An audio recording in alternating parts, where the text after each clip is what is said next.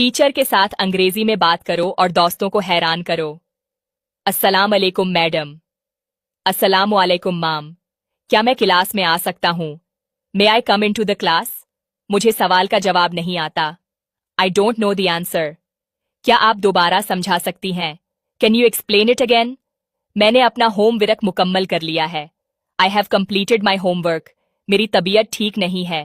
I am not feeling well. मुझे थोड़ा वक्त और चाहिए। I need a little more time. क्या मैं पानी पी सकता हूँ? मे आई ड्रिंक वाटर? आप बहुत अच्छा पढ़ाती हैं। You teach very well. शुक्रिया मैडम, आपका बहुत शुक्रिया। थैंक यू माम, थैंक्स अ लॉट।